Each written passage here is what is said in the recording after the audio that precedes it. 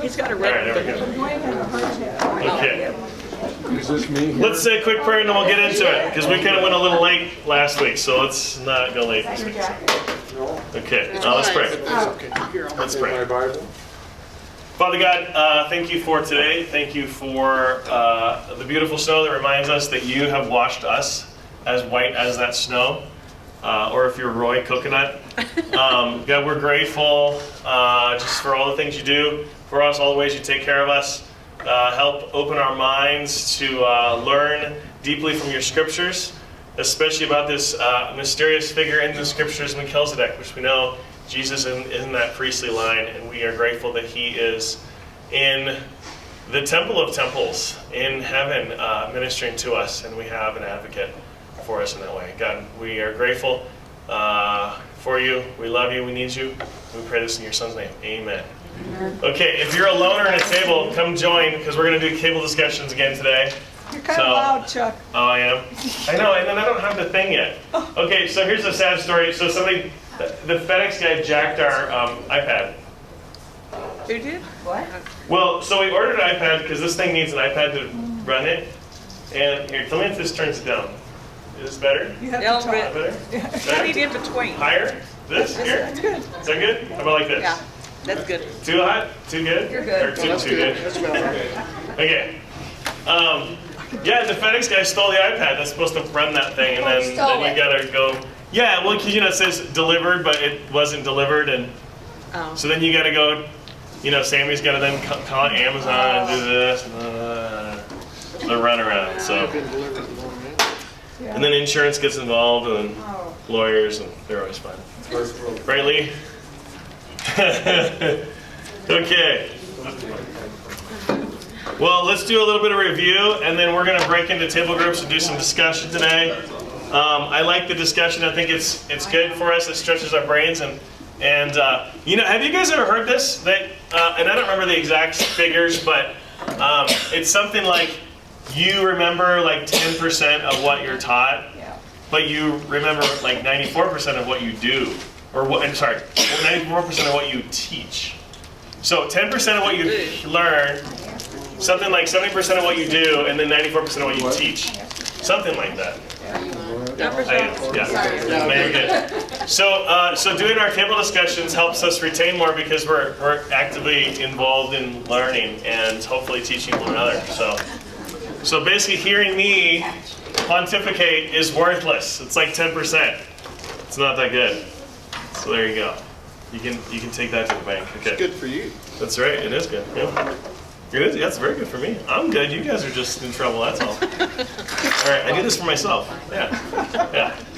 Okay. So we talked about the priesthood, and we learned last week we talked about the priesthood, and who's the very first guy who's mentioned as a priest in the Bible? Melchizedek, who we're going to talk about today. So, quick review. Priest, prophet, and king are kind of the big titles that we see, especially in the Old Testament, to describe various offices. But in the perfectness that was Eden pre-fall, the image of God, as in Adam and Eve, they were priest, prophet, and king all at the same time. But that broke down pretty quickly. We talked about what a tselem, you guys remember tselem? What tselem was? Anybody remember what tselem means? What'd you say? Peace. No. Tselem. Shalom. Oh, No, that's the other. That's Adam. It's the image of God. Idol. Idol, or image of God. You guys remember that? It's called El. So it says that that man was created in the image of God. The word they use is tselem, which is the same word that's used for idol in the scriptures. And that doesn't mean that God is an idol worshiper. What it means is that, we talked about this, that ancient Near Eastern cultures, especially Canaanites, they would, excuse me, they would create a tselem, an image of themselves, because they were often deities themselves. They would be self-proclaimed gods. And they would set up an idol of themselves in some city to say, hey, this is my territory, right? And so when God created his Tselums, his Adam and Eve's, he said what? Be fruitful and multiply and fill the earth. So he wanted to spread his Tselums all over to prove his rule and reign, if you will. Okay? So, and he wanted to turn, because remember Adam is created from the Adamah. So Adamah is like fertile ground, like a nice garden. And Eretz is like the desert. So God wanted Adam and Eve to spread and fill the earth and turn the Eretz into Adamah. Right? Makes sense? So that's Adam's role, is to turn the Eretz into Adamah. And that was pre-fall, right? Pre-fall, but it is still our rule and reign. It's just that now the creation is cursed. And so it's harder. There's weeds and there's all this stuff. Okay.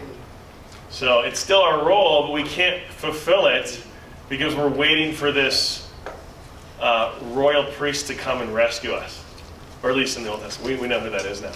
We have the 2020 hindsight now. So anyways, okay, so let's move on.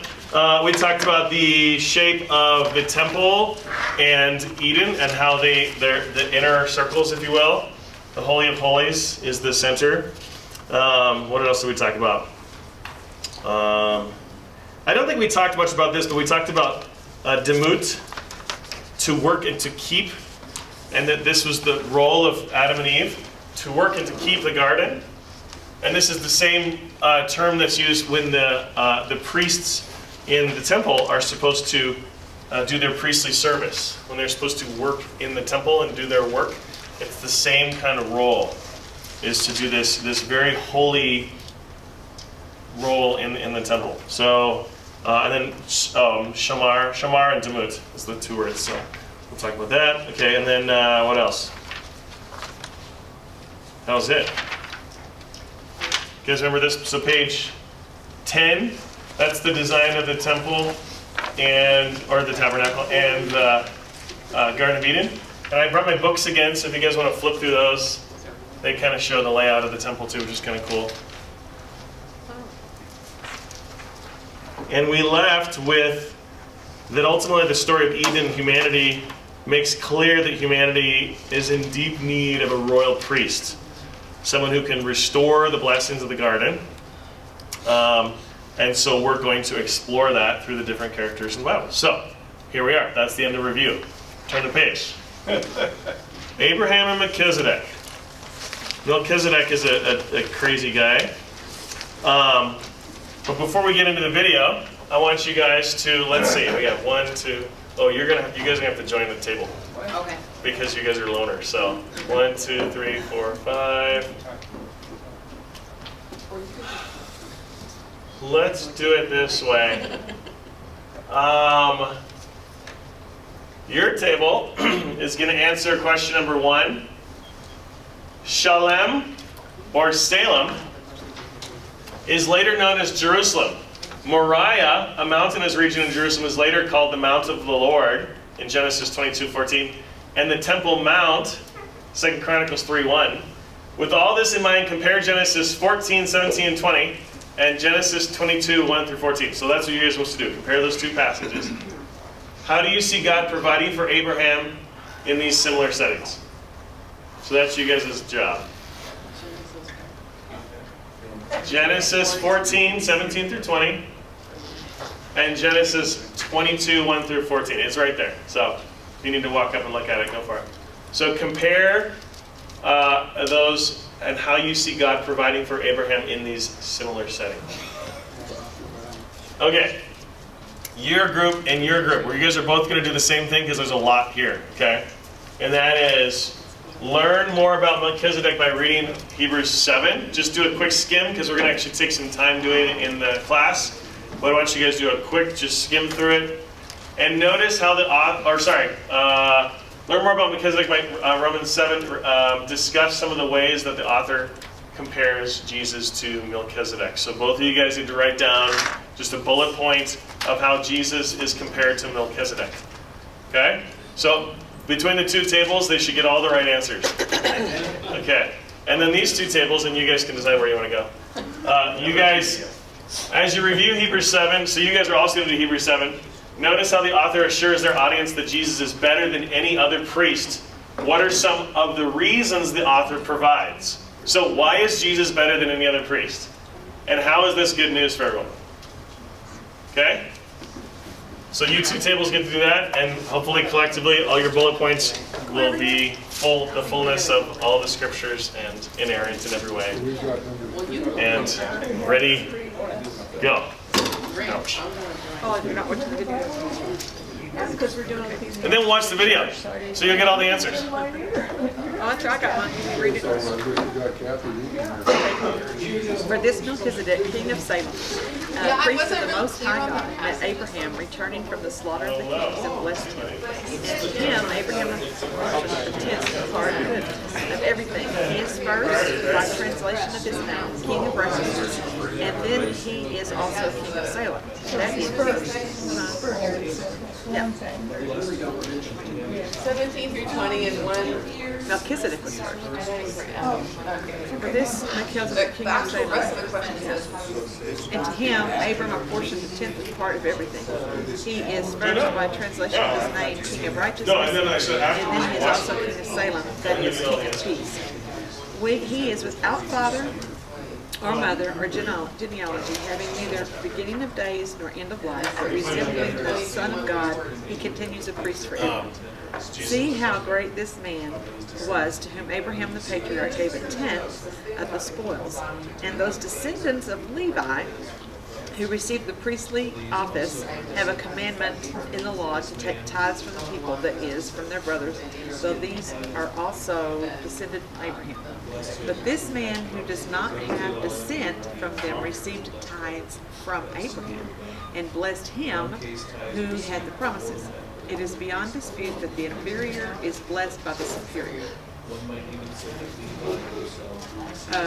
In that one case, tithes are received by mortal men, but in the other case, by one of whom it is testified that he lives. One might even say that Levi himself, who receives tithes, paid tithes through Abraham, for he was still in the loins of his ancestor when Melchizedek met him. Now, is Jesus compared to Melchizedek. Now, if perfection had been attainable through the Levitical priesthood, for under it the people received the law, what further need would there have been for another priest to arise after the order of Melchizedek, rather than one named after the order of Aaron? For when there is a change in the priesthood, there is necessarily a change in the law as well. For the one of whom these things are spoken belonged to another tribe, from which no one has ever served at the altar. For it is evident that our Lord was descended from Judah, and in connection with that tribe Moses said nothing about priests. This becomes even more evident when another priest arises in the likeness of Melchizedek, who has become a priest, not on the basis of legal requirement concerning bodily descent, but by the power of an indestructible life. For it is witnessed of him, you are a priest forever after the order of Melchizedek. So that's one thing, power of indestructible life. You have included in For on the one hand, a former commandment is set aside because of its weakness and uselessness, for the law made nothing perfect. But on the other hand, a better hope is introduced, through which we draw near. So better hope. And it was not without an oath, for those who formerly became priests were made such without an oath. But this one was made a priest with an oath by the one who said to him, the Lord has sworn and will not change his mind. You are a priest forever. Just kidding. Are we saying how it's different? It sounded like Melchizedek had it in the beginning. No end. Says recorded beginning. But it says no father, no Yeah, mother. no father, no mother. There's some of the people think it's actually Jesus. Yeah, some I've people heard think- that too. Some speculate. In the Amplified has an oath, which is an interpreted oath that says that they just meant that there's no background.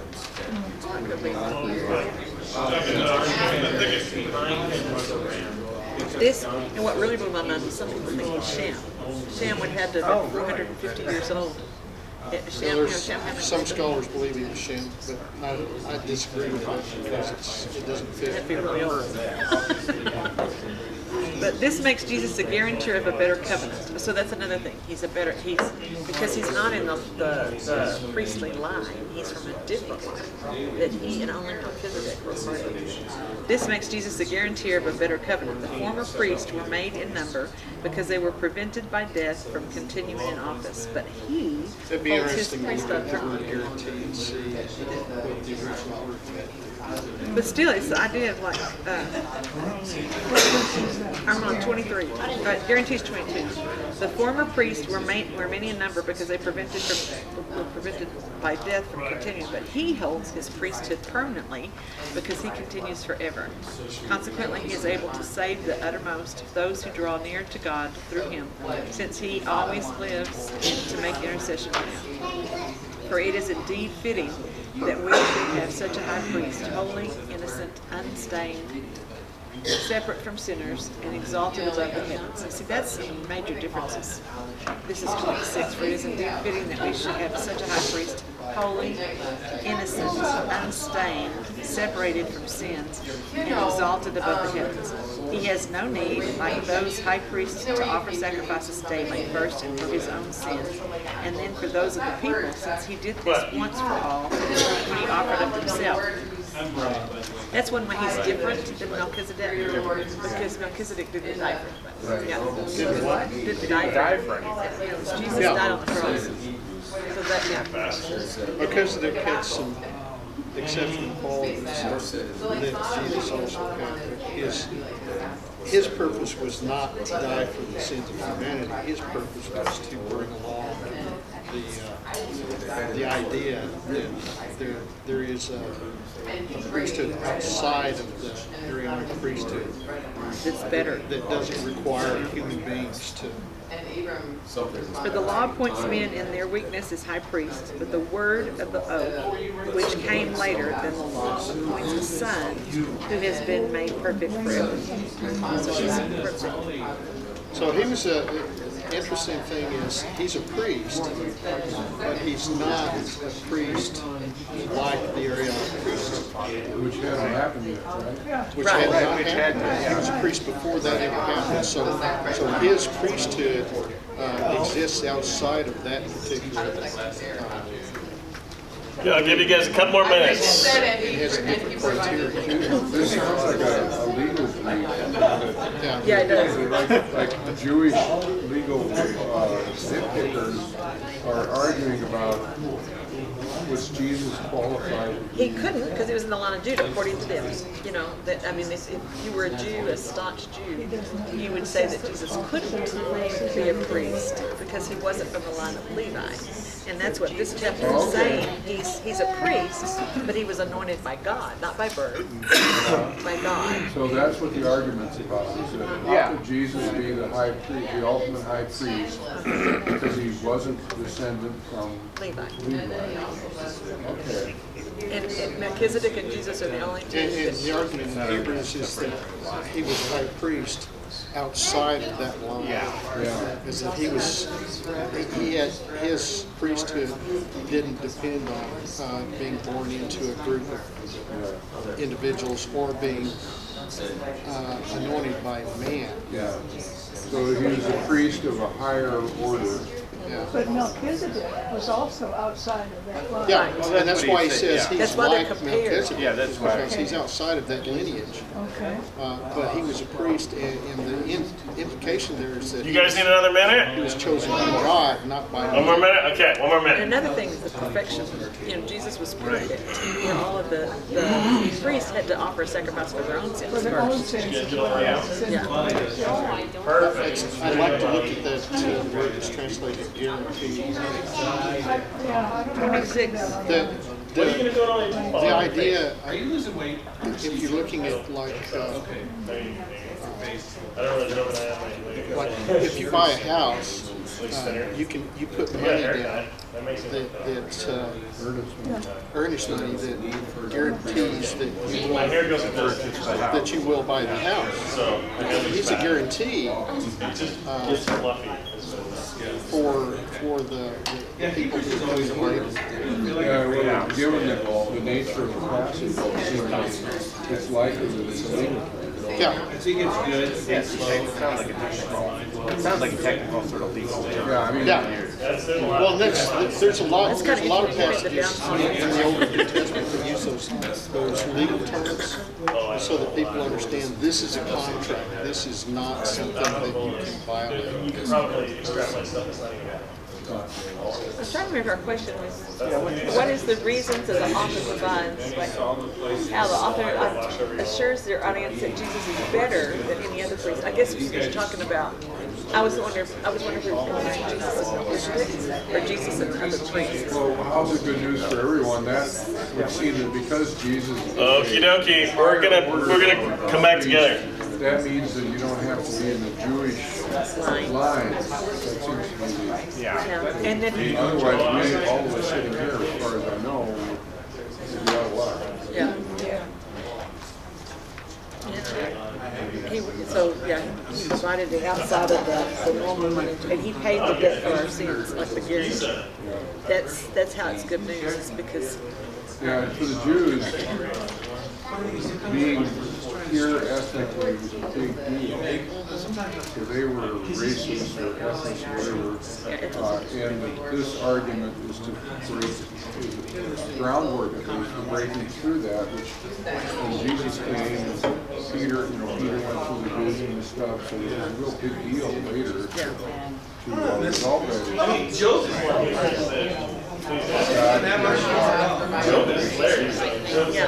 broke the traditional way of thinking. Yeah, tribal way of thinking. In and this group's in. This Okay, guys. All right, table 1 and 2. What do you guys think? Here we go. So Shalem or Salem, later known as Jerusalem, Moriah. So these are the two names you got to have in your head. The Temple Mount, the Mount of the Lord, right? With all this in mind, this temple worship stuff, Jerusalem, compare Genesis 14, 17 through 20, and Genesis 22 through 1 through 14. What do you guys think? How do you see God providing for Abraham in these similar settings? In the first passage, in 17 through 20, which is really short, I wish I had the rest of it. Like, the notes had the interaction between the king of Sodom and Abraham. And thank you for providing me the word that was skipping my brain. Oh. King of Sodom wanted Abraham to be like a vassal. Melchizedek comes out and he says, give me the people, King of Sodom says, give me the people and you can have all the loot. Yeah.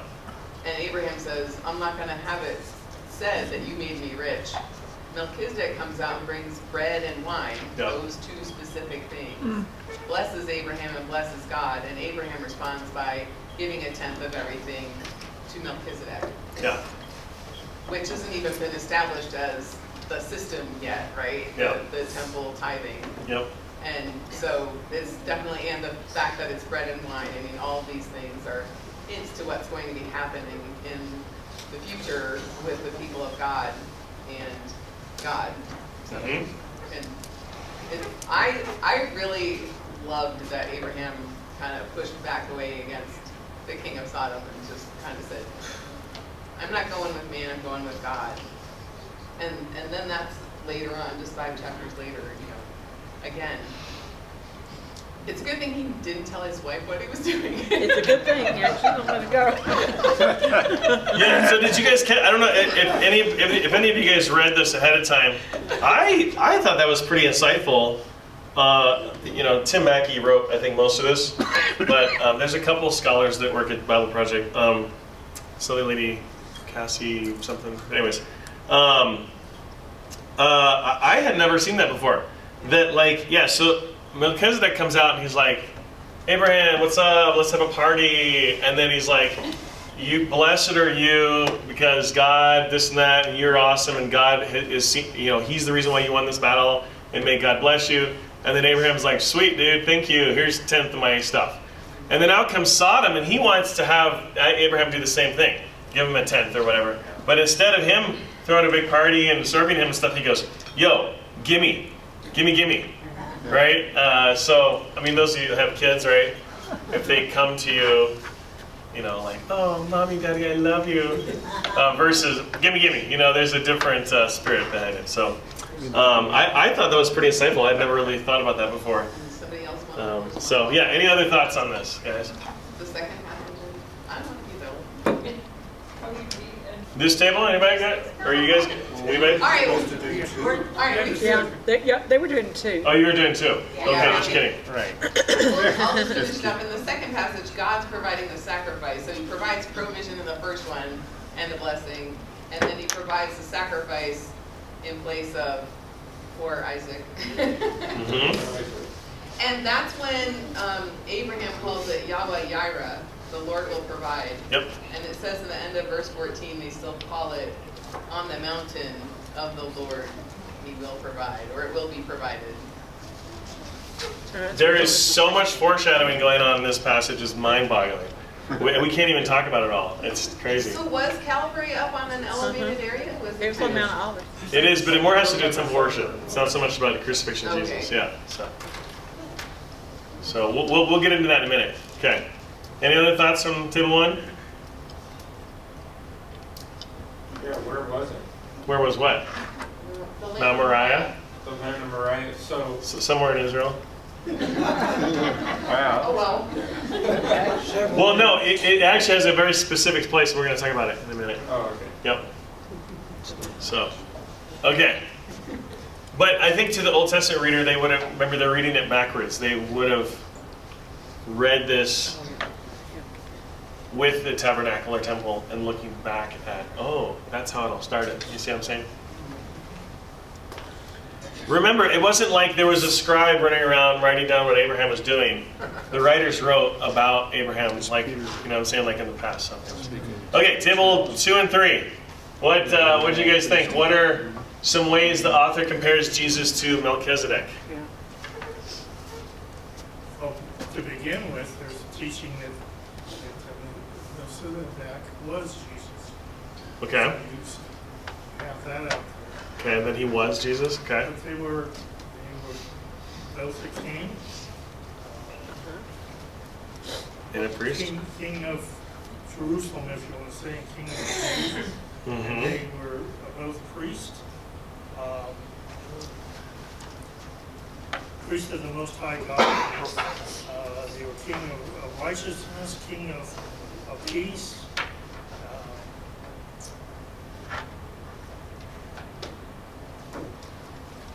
One of the big In the things lesser, in the blessing, the lesser is blessed by the greater. Okay. Lesser is blessed by the greater. Okay, we'll get on that later too. Yep, good. Okay, yeah. He makes a big point that either Melchizedek or Jesus were from the Levitical line. Yeah. Why is that significant? You guys know what Craig's talking about? Yeah. What's significant about the Levitical line? It's all Aaron. Yeah, Yeah, so yeah, Aaron came out of the Levitical line. The Levitical line is where the priesthood comes from. So you can't just be a priest because you feel like it. So Jesus didn't come from the right line. Jesus came from the tribe of Judah, not from the tribe of Levi. So he was the wrong guy to be a priest. But he makes a point too that the Levitical priests weren't perfect. They had to go and create sacrifices for themselves every day. And just the whole system of the law wasn't perfect. But Jesus, as our priest, is perfect. Yep. We'll get heavily into that later with the priesthood and stuff. Yep, so go ahead. So it shows that Melchizedek doesn't have to come from this line of priests, and then obviously Jesus didn't have to as well. There's a lot in Hebrews 7 that kind of shows Melchizedek as some kind of proto-Jesus, not really Jesus before, maybe a prefiguration of Jesus. Verse 3 says resemble. Yeah, so there's Yep. a lot that really, there's something going on here that's really making us want to associate where Jesus comes from is something similar to how Melchizedek arrives. Yeah.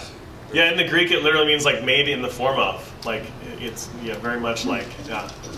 But not exactly like. Because then Hebrews uses there's a Greek word character.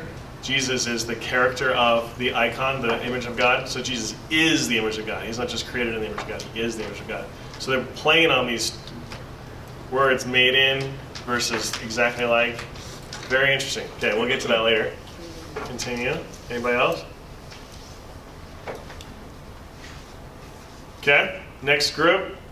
So our question is very similar Yep. to theirs in the sense that they're comparing Jesus to Melchizedek, and we were supposed to compare him to other priests. As they've already said, that Jesus was out of luck. If you were a staunch Jew, Yep. you would believe that he could not be a priest because he was from the line of Judah and not Yep. from the line of Levi. And the reason that that's significant in terms of other Jews, other priests, they are limited by the years that they're a priest because they die. Mm-hmm. And Jesus didn't die. His priesthood continues after that. And also, before they could offer a sacrifice for the people, they had to offer a sacrifice for themselves. And then for the people, and then go on from there. So Jesus didn't have to do Didn't have to do that. Yep. And he paid the ultimate sacrifice. And so I think toward the last, it was talking about, Roy was comparing it to if you want to buy a house, you have to put down earnest money or a deposit that says, hey, I want two different things. But if I want to buy this house, this is guaranteeing. And Jesus is our guarantor. It is saying, so he paid the down payment for our sins. He is committing to the forgiveness of sins for all of us. Good. Okay. So that's why Jesus was the best priest ever. Okay. Molly, you have thoughts? You had all the answers I heard, right? Did you guys have any thoughts on top of that? Why Jesus was the man? Verse 25. Yeah, what about it? I don't remember what it was. Therefore, he is able to save completely those who come to God through him, because he always lives to intercede for them. Yeah, so it was mentioned, but the human priest, it was a temporary office. Mm-hmm. Their time ended as priests, while in comparison, Christ continues on forevermore, and he intercedes in the way that the former priest would not. Yep. And then he's what's the word with the new covenant? He's the guarantor of a better covenant, the new covenant. Cool. Or if you guys remember Mako's sermon, he's the Kainos covenant, right? The new covenant. So James said he needed to go back and figure out the Hebrew for new covenant, if it's the same word Kainos, and it is. It's Kainos, new covenant. It's the new covenant. It's like this ultimate, awesome, super duper covenant. So, yeah. Cool. Well, one thing I really noticed too, Melchizedek didn't have a genealogy. Right. Where Yep. Jesus did. That's very significant. We're going to get into that. Yep. Could you say that again? Melchizedek had no genealogy. He didn't. He just popped out of nowhere. So you don't. Was he in the Levitical? He couldn't have been in the Levitical priesthood because Levi hadn't even been born yet. So there's some really interesting stuff there. Okay, let's watch the video. Oh, I forgot to adjust the sound. Hopefully it works. Haha. We are walking through the story of the Bible. Okay, that's good. I'll maybe turn it up a little bit. Okay, you guys ready? Should I turn off the lights? Or are you guys okay? Where are they? Oh yeah, thanks, Mike. Oh, right there. Danke. Okay, you guys ready? We are walking through the story of the Bible, focusing on the role of priests. And that story begins with God creating a garden called Eden, where heaven and earth are one. And God places humans in the garden to be his royal image, his priests, so that humans and God can work together as one. And this whole setup is called God's blessing. But tragically, the priestly humans are duped into rebelling against God and then exiled from the garden. But God promises that one day a descendant will come to defeat that evil deceiver and restore humanity as royal priests. And we learn he'll be both a priest and a sacrifice. But as it stands, humanity is outside of Eden, and things have spiraled into chaotic violence. But God chooses from the wreckage a couple, Abraham and Sarah. And God calls them to journey to the land of Canaan, and he promises to give them a huge family and all the blessings of Eden. Now, the blessing isn't just for them. The goal is that God's blessing flows through their family out to all the nations. And so that makes Abraham's family like a priesthood. So is Abraham that royal priest we've been hoping for? Well, no. But Abraham does meet a mysterious figure who reminds us of that promised royal priest. And who is this? Well, Abraham is returning victorious from a risky battle, and he passes by the city of Shalem, and this king comes out to meet him. And we're told that this king is also a priest who serves the same God that Abraham does. Ah, yes, Melchizedek. This man's a mystery. We don't know why he worships Abraham's God. We don't even know his family lineage. Exactly. But here's what happens. Melchizedek brings this great feast out to Abraham and his army, and then he gives God's blessing to Abraham, saying God is the one who gave him this victory over his enemies. Then Abraham gives Melchizedek 1/10 of everything that he has, and that's the story. So, what is it all about? Well, Melchizedek is the king and the priest of Shalem, which is an ancient name short for Jerusalem. Jerusalem, which will later become the capital of Abraham's future family, where the temple is built. And that 10% that Abraham gives Melchizedek, that's just like the 10% Israelites will later give to honor the priests who work in the temple. Exactly. And so here is Abraham, the father of the Israelites, and he's honoring a royal priesthood that existed long before Israel's temple or their priests. Ah, Melchizedek.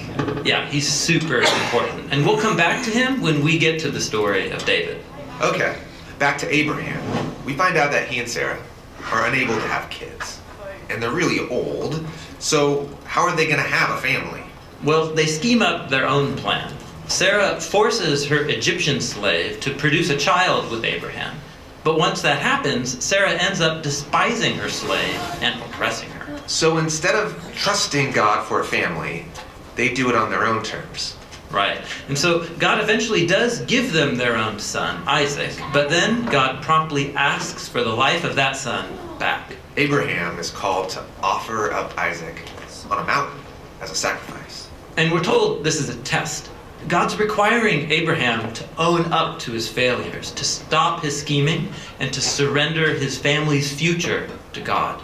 Abraham and Isaac go up the mountain, build an altar, and right as Abraham is about to offer up his son, God stops him, and he provides a substitute ram that can be sacrificed in Isaac's place.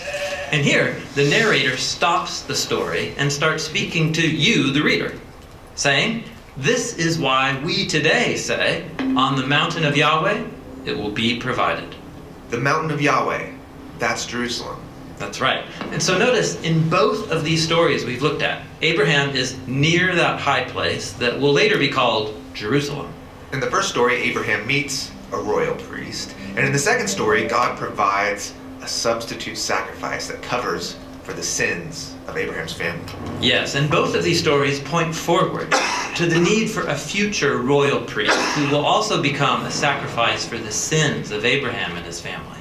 From here, Abraham's family grows to become an entire people. But they eventually end up as slaves in Egypt. And so, how can a group of slaves produce a royal priest? Exactly. And so that brings us to Moses, whose story we're going to look at next.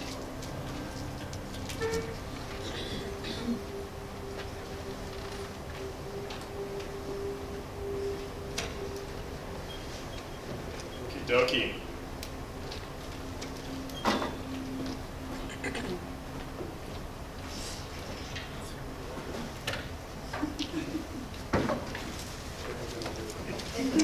Man, those guys are pretty good, huh? Whoops, no, I gotta turn that again. Now, what did we learn? Isaac didn't have a neck. Okay, good? Am I good? Good, good, okay. Okie dokie, so we're just gonna go over a few things because we could talk all day about Melchizedek, but we don't have all day. Just a few notes here, and then I want to camp out most of the time on Hebrews 7 because I think there's a lot there, especially how it pertains to us in the New Covenant, the Kainos Covenant. Shalem, right? We learned about that. Shalem, Salem, like that. That was the city, the area, whatever that became Jerusalem later. Shalem. This is kind of interesting. So Shalem is where the word shalom came from in Hebrew. Now Shalem came from, there was a Canaanite god named Shalem, and he was the god of dusk, or god of sort of the evening calm. You know, like when you sit on your back patio and it's like just super chill in the evening. So this is where the Hebrews came up with the word shalom, is it came out of this peaceful evening kind of feeling. But shalom doesn't simply mean peace, it means like a completeness, or like, I heard somebody describe it as like all systems go. Like everything's working the way it's supposed to. It's this perfect, symbiotic, whatever you want to call it, like peace. That's what shalom really is. So kind of interesting, kind of cool. But that's where the word shalom came from. It's from shalom. So anywho, so this is where Melchizedek's from. We learned about him, and we see, we know that Jerusalem is Shalem because in Psalm 76 it mentions it. Here, I'll go there real quick, just to read. It's a really cool passage. It's a quick passage. Psalm 76.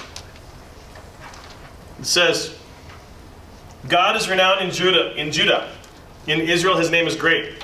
His tent is in Salem, or Shalem. His dwelling place in Zion. See, there you go. Jerusalem. And Zion is also the same word for Jerusalem. So, and this is where God's tent is. What's God's tent? The temple. The temple, or the tabernacle, right?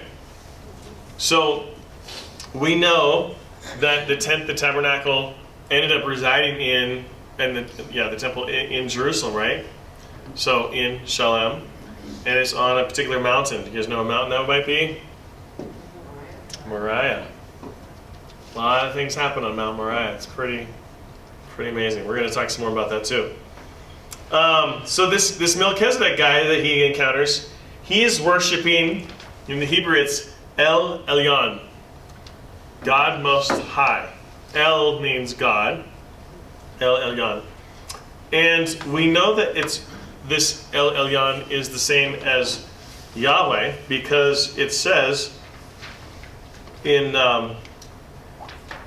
where are we here? Genesis. Sorry, I gotta go back to I was in Psalms, now I gotta go back.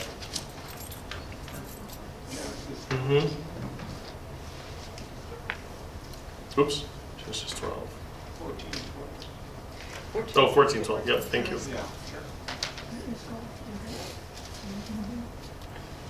14, 12 or 13, 12? It's 14 and then, I don't know what verse. We're in 14.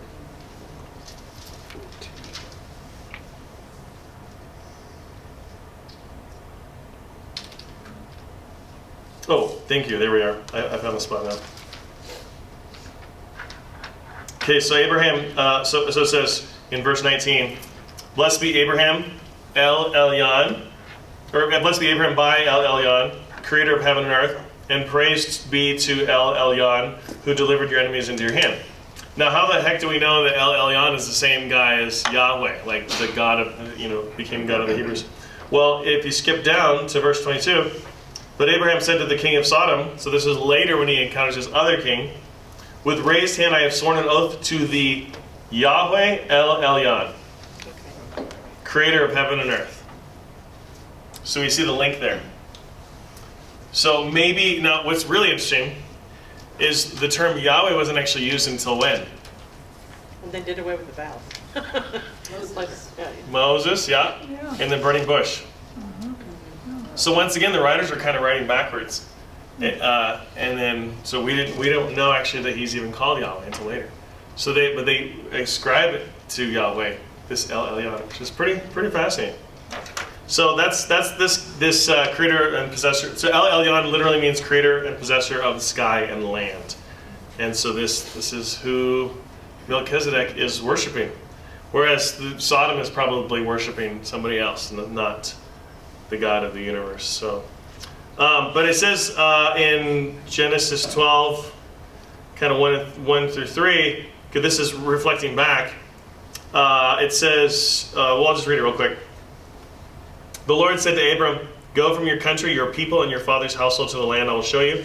I will make you into a great nation, and I will bless you. I will make your name great, and you will be a blessing. I will bless those who bless you and curse, and whoever curses you, I will curse. all the peoples on earth will be blessed through you. So we can expect that Melchizedek and the city that he rules, which is what? Jerusalem, right? To experience a blessing sometime in the future. So once again, we have hindsight to look back on, but we know that Abraham blessed Melchizedek, and Melchizedek blessed Abraham, and so therefore we know that this blessing is going to come through. Does that make sense? So Abraham didn't overtly bless him, but because God promised that whoever blesses him, he will also bless. So God is blessing Melchizedek because Melchizedek blessed Abraham. Does that make sense? You guys catch it? So there's some really just foreshadowing galore in this passage. It's one of those, you read through it, and the story of Melchizedek is 3 or 4 verses? Yeah. It's like nothing. But there's tons built in there.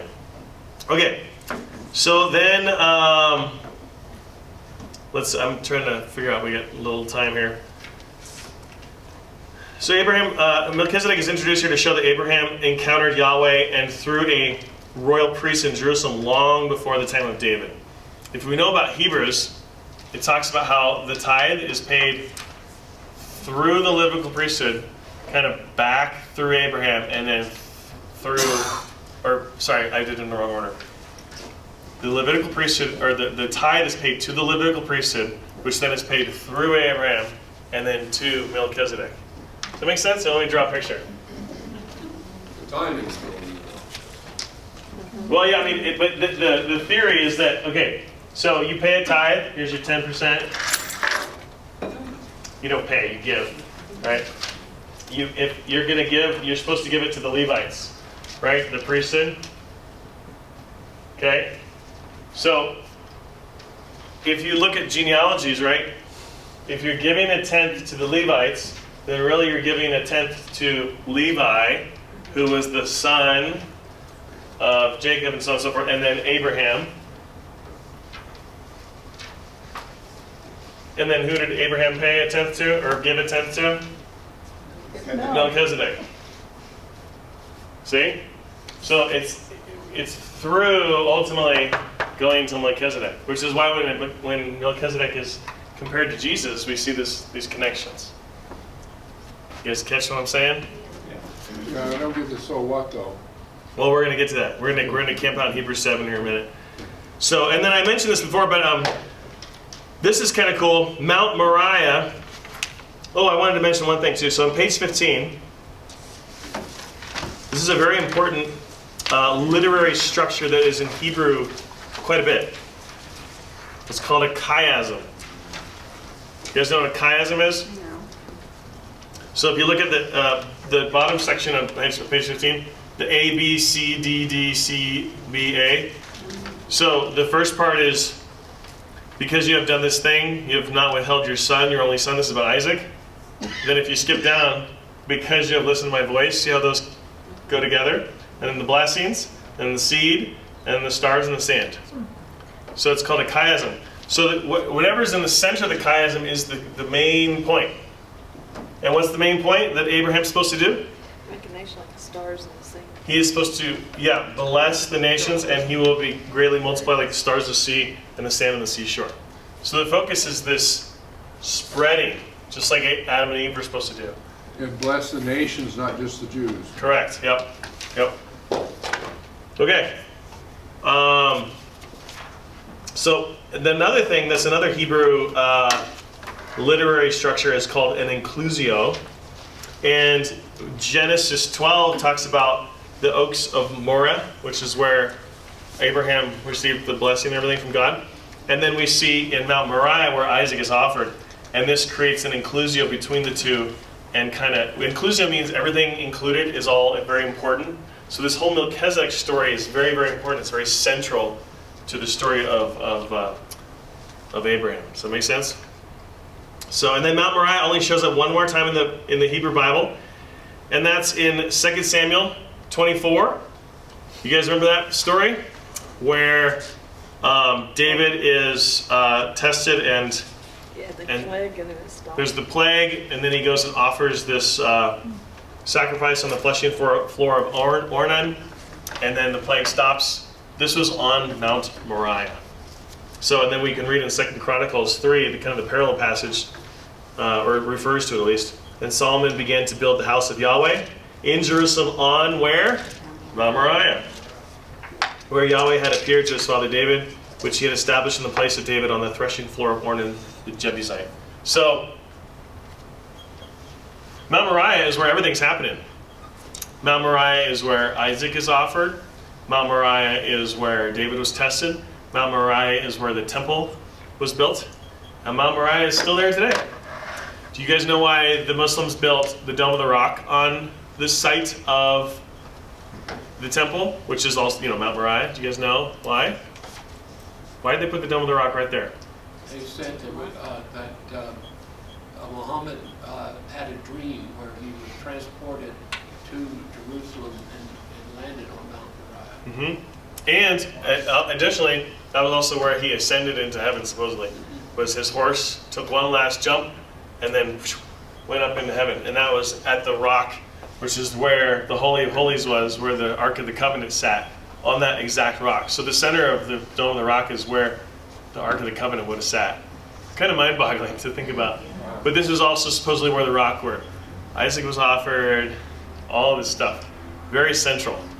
This is the reason why it's a hotly contested place in the world and why everybody kills each other over it. So, important little pieces to know. So, okay. Psalm 110. Let's turn there real quick if you have a Bible. And then I want to camp out on Hebrews 7 for the rest of the time. We have very little time, but we're going to do it. Yes? What happened with Melon after Melchizedek? Oh, that's a whole nother story. 1:10. Well, it was eventually taken over by the Jebusites, and then that's why, yes, the whole story. Yeah. But it's a long one. And then David had to conquer them. I mean, some of it's silent in the scriptures, but the Canaanite tribes were fighting over it for a long time. So that's why we know that it was blessed sometime in the future, not immediately or forever necessarily. It was like, so okay. Psalm 110. We're going to read this real fast, and then we're going to go into Hebrews 7. So of David, a psalm. My Lord says to my Lord, sit at my right hand until I make your enemies a footstool for your feet. The Lord will extend your mighty scepter from Zion, saying, rule in the midst of your enemies. Your troops will be willing on your day of battle, arrayed in holy splendor. Your young men will come to you like dew from the morning's womb. The Lord has sworn and will not change his mind. You are a priest forever in the order of Melchizedek. The Lord is at your right hand. He will crush kings on the day of his wrath. He will judge the nations, heaping up the dead and crushing the rulers of the whole earth. He will drink from a brook along the way, and so he will lift his head high. Now this is a pretty significant psalm. Jesus talks about it. He questions the Pharisees. He's like, why do the scriptures say this? He's right at the beginning. He says, why do the scriptures say the Lord says to my Lord? How can he be from the line of David? Remember when Jesus questions him on this? Okay, let's go to Hebrews 7. So we're going to let Psalm 110 kind of set us up here for understanding Hebrews 7. I'm going to read this really fast. I think it's really, really important to read it. And then I'm going to kind of stop at various points and we're going to talk about this. So, if you haven't read Hebrews, go home and read Hebrews. And then you'll know that chapters 1 through 6 come before chapter 7. Okay? If you guys learn one thing today, but chapters 1 through 6 are really important to know before you get to 7. So, weird how that works. This Melchizedek was the king of Salem. Sorry. Let's go back to Hebrews 6. So I wanted to get a running start here. He has become, who? Jesus, a high priest forever in the order of Melchizedek. That's the end of chapter 6. Chapter 7. This Melchizedek was king of Salem and a priest of God Most High. He met Abraham returning from the defeat of the kings and blessed him. And Abraham gave him a tenth of everything. First, the name of Melchizedek means king of righteousness. Then also king of Salem, which means king of peace. Without father or mother, without genealogy, without beginning of days or end of life, resembling the Son of God, he remains a priest forever. Okay, so he's sort of a mysterious guy. We don't know where his lineage is, which is really important to the Jews. You had to know where your lineage was because then that proved where you sat in the scheme of things, okay? So we don't know where he came from. We don't know when he died, when he was born, any of this stuff. It's kind of, he's a weird guy, right? Okay, and then just think how great he was. The writer of Hebrews likes this guy, it seems like. Even the patriarch Abraham gave him a tenth of the plunder. Now the law requires the descendants of Levi who become priests to collect a tenth from the people, that is, their fellow Israelites, even though they are descended from Abraham. This man, however, did not trace his descent from Levi, yet he collected a tenth from Abraham and blessed him who had the promises. And without doubt, the lesser is blessed by the greater. Okay, so the greater is Melchizedek, the lesser is Abraham. That was really significant for the Jews to have read this in Hebrews, because they think Abraham is the man. So to say, no, Melchizedek was the greater. What? That would have been incredibly offensive. Okay, let's keep going. Where am I? 8. Thank you. In the one case, the tenth is collected by people who die, but in the other case, by him who is declared to be living. One might even say that Levi, who collects the tenth, paid the tenth through Abraham. You see? Because when Melchizedek met Abraham, Levi was still in the body of his ancestor. In other words, like his genetic code or whatever hadn't, makes sense? Okay. Of course, they didn't know about DNA and whatever. So, okay. If perfection could have been attained through the Levitical priesthood, and indeed the law given to the people established that priesthood, why was there still need for another priest to come, one in the order of Melchizedek, not in the order of Aaron? Oh, good question. For when the priesthood is changed, the law must also be changed. We need a new law, the kainos law, okay? He of whom these things are said belonged to a different tribe, and no one from that tribe has ever served at the altar. For it is clear that our Lord descended from Judah. And in regard to that tribe, Moses said nothing about priests. In other words, he came from the wrong tribe. The tribe of Levi is the tribe that's the priesthood. Jesus came from the tribe of Judah, which is whose tribe? No, who's the significant figure in David. The kingly line, but not the priestly line. So how on earth are we going to get the kingly or the royal to match with the priestly, royal priest? How are we going to get them to match? Okay, let's keep reading. Verse 15, and what we have said is even more clear if another priest like Melchizedek appears, one who has become a priest not on the basis of a regulation as to his ancestry, but on the basis of the power of an indestructible life. For it is declared, you are priest forever in the order of Melchizedek, Psalm 110. The former regulation is set aside. What former regulation? Temple worship, right? Animal sacrifice. Because it was weak and useless, for the law made nothing perfect. And a better hope is introduced by which we draw near to God. And it was not without an oath. Others become priests without an oath, but he became a priest with an oath when God said to him, the Lord has sworn and will not change his mind, you are a priest forever. Because of this oath, Jesus has become the guarantor of a better covenant. You guys catching me now? Now, there have been many of those priests since death, preventing them from continuing office, but because Jesus lives forever, he has a permanent priesthood.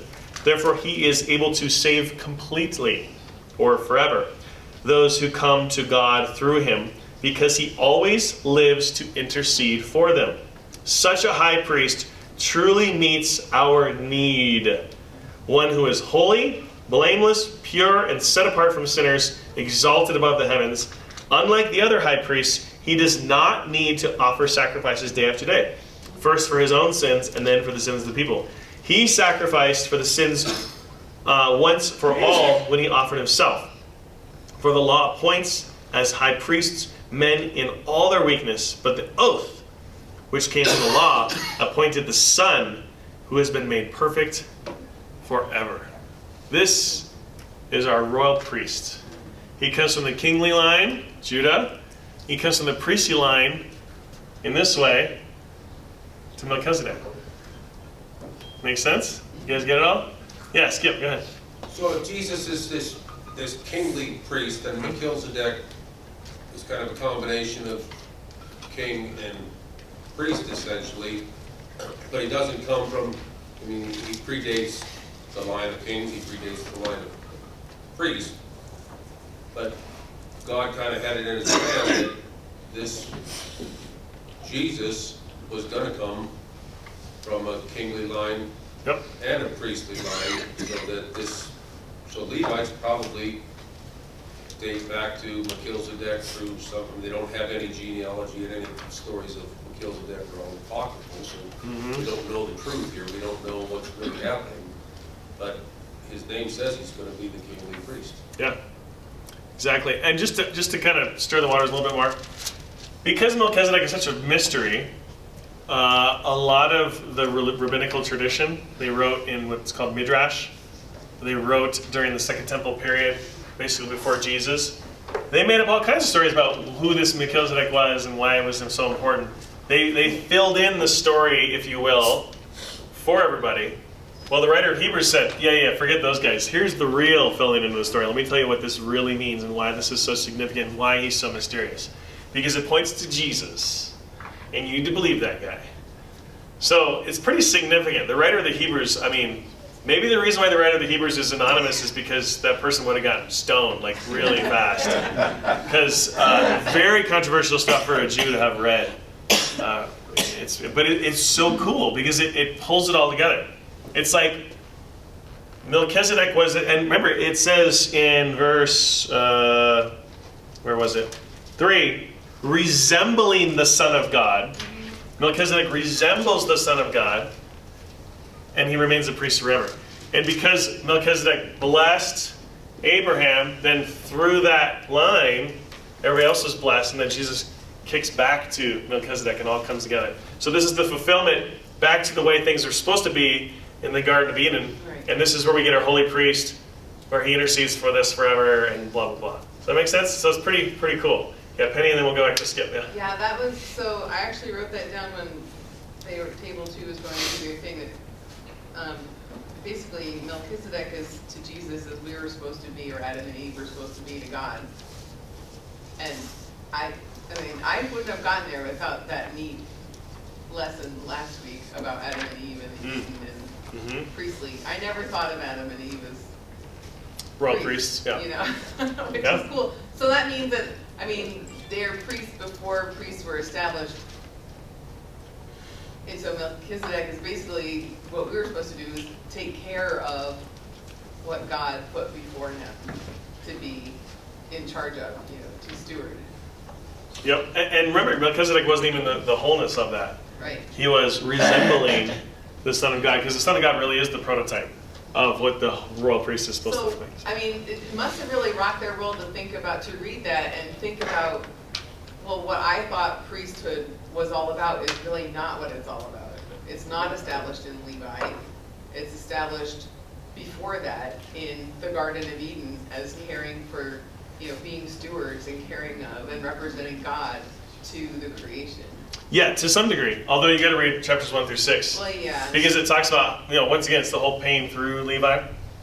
So the tithe. So the Levitical priesthood did not serve a purpose. It just wasn't the fullness of what the priesthood was supposed to be. Yep. Exactly. So, yeah, go ahead. Chuck, I'm not tracking with how Adam and Eve were kings and priests. I think of priests as an intermediary between God and others, and there weren't others. Well, and there was also no need for a mediator before the fall. So they were priests in the most perfect sense. Just how Jesus doesn't need a mediator to hang out with God, because he is the priest and the sacrifice and God, all one. So that was how it was supposed to be in the Garden of Eden too, because they still had the kingly duty of rule and reign. Okay. And they were priests in the sense that they weren't mediators themselves, they just were in communion with God. Yeah, so there wasn't this separation, it was just closed. Okay. But then after the fall, there was the separation, now you need a mediator to tie the thing. So we still live down here We need a mediator, but that mediator is Jesus, because he's the wholeness. He was both human in the flesh, he's God, and the priest, and the king, and the prophet. Pulls it all back together. Remember heaven and earth? Yeah, okay. That's the idea. Thank you. Pretty cool, huh? Yes, Skip. Are you saying there's some kind of, like, almost deliberate obfuscation? So we got the Tanakh, the written stuff, and it mentions just a little tiny bit about Melchizedek. And then, as we go through the Mishnah and get the oral tradition of Judaism passed through, they start to colorize. Yeah, they try to explain them. Yeah. But then they almost make a turn away from, they colorize him too much, and he starts to look a lot like the proto-Jesus. So would the non-Messianic Jews kind of want to deliberately obfuscate that connection between Melchizedek and Jesus, or is that something that Christians have kind of filled in their own color? Well, that's a whole long topic, because I think, I'll answer it this way. I think the separation between Jews and Christians were not clearly defined very early on. Jews and Christians it was very muddy and mixed, like a Venn diagram. So the separation didn't happen until much, much later. So I don't think they would have viewed themselves as, early Christians would not have viewed themselves as non-Jewish. They would have viewed themselves as the fulfillment of the wholeness of what Judaism really was. I don't know if that answers your question, but there definitely would have been people who didn't agree with that Jesus was the Messiah, that's for sure, or the royal priest. Well, if Melchizedek clearly points to a path heading towards Jesus, and then these people see this connection. Hey, we've got Jesus here, Melchizedek here. It really squares the circle for my way of thinking. And would it have done the same thing to those early Jews? Well, I think it did, because 3,000 were baptized on the day of Pentecost. I mean, it would have been pretty radical. So, yeah, but that's a whole long topic. We'll have to discuss another day. Dwayne, I'll come right back to you. Mike, did you have something? We're running out of time. No, go ahead. Oh, I was just, kind of putting it all together, the idea that, like, when we're talking about priesthood and we're talking about kingship, right, and it's like, well, the relationship between God and man, right, in the Garden of Eden. But I was just noticing all of the pairs that all kind of come together with Jesus, even Abraham, the blessing, and the sacrifice. It's like, Jesus is there with that. And then the whole, line of David and Melchizedek, it's all there. And it's like, just intersecting all of those things at him, and it's like, just realizing that, like, all of that's threaded through that story, and it's like, this is how it all makes sense, and without that, all of these things are just kind of like running parallel. It doesn't make any sense. Little stories, so Jesus shows up, you're like, okay, now it actually all has context. Mm-hmm. Yeah. Yep, exactly. Dwayne, yeah. So the point of this is that the Hebrew writer is breaking through the tribal mentality of Jews that who's in, who's out is based on your tribal affiliation. You need to be a Jew to be in, and this is to break through that. Is that the point of this? Maybe somewhat. The writer of Hebrews, the audience was definitely the Jews. It wasn't a Gentile letter necessarily, but it was to try and explain all of the temple worship stuff in light of Jesus and who this guy was and what was the significance. But to what end, though? Well, that he's the fulfillment of the law in its fullness and wholeness, and therefore they need to stop looking toward temple worship as some sort of way of fulfilling their role as Jews and instead be Christians. But then, of course, they wouldn't use the term back then, so they would have just been disciples of Jesus, the ultimate fulfillment of the law. That makes sense. Yeah, read the whole of Hebrews. I think it'll have a different light now that you know about Melchizedek. So, gosh, there's something else I was going to say, but I forgot. Hey, Chuck? Yes, sir. Can I just ask real quick? Huh? Can you, I'm feeling very confused at the moment. Could you land the plane a little bit for me and say, hey, Brian, here was my takeaway at the beginning for you to walk away with? I'm just kind of, I've got coloring and I've got. Oh yeah, sure. So yeah. I'm trying to stay with it, but I'm having a hard time. I apologize. Cool. No, that's cool. Me too. So I'll give you a sneak preview. I'm going to, and so you can read this later and see if you can tie it together. I'm going, you gotta wait a few more weeks though to get there. But all this is going to point to Romans 8 and how do we live as disciples of Jesus in this world today, in this fallen world. What does it look like? How do we do it? Do we garden? Like, what do we do? I don't know. We're going to learn about that, okay? So we gotta do these steps to get there, okay? So Melchizedek is an important character because it points to how, so this is where Hebrews 7 comes to, how Jesus relates back to Melchizedek as a priest, even though he wasn't Levitical, that he's the ultimate priest.